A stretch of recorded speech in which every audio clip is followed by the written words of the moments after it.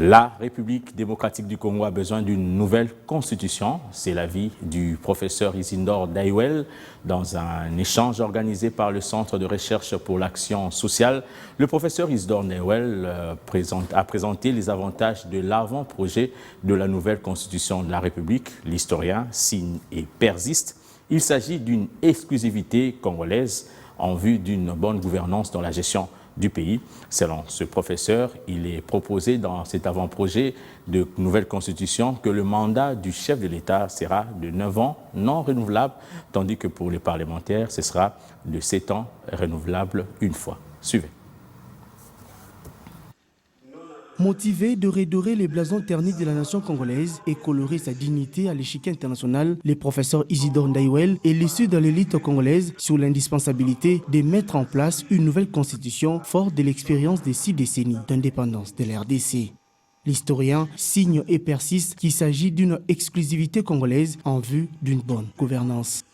Il a présenté un avant-projet d'une nouvelle constitution de la RDC contenant plusieurs innovations, notamment les mandats du chef de l'État fixés à 9 ans non renouvelables, les législatives de 7 ans renouvelables une fois et bon nombre de dispositions.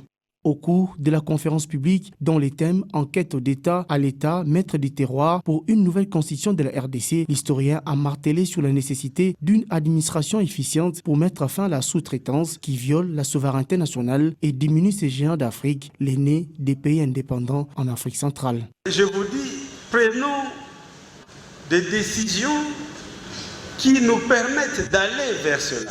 Il est entendu que nous, si nous l'adoptons,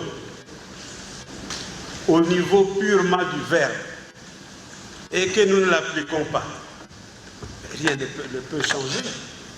Comme d'ailleurs en 2006, on avait décidé de 26 provinces, on ne l'a pas appliqué. On est venu l'appliquer juste à la veille des élections de 2018. Cette proposition de la loi mère sera traitée au moment opportun pour un meilleur avenir de la nation RDR congolaise. Il faudrait chercher à valoriser, mais aussi à rendre efficients ces textes-là pour penser à l'avenir. Si nous jugeons qu'après avoir mis en évidence ou encore mis en efficience ces textes que nous avons aujourd'hui, que ça ne va pas, que nous pourrons changer.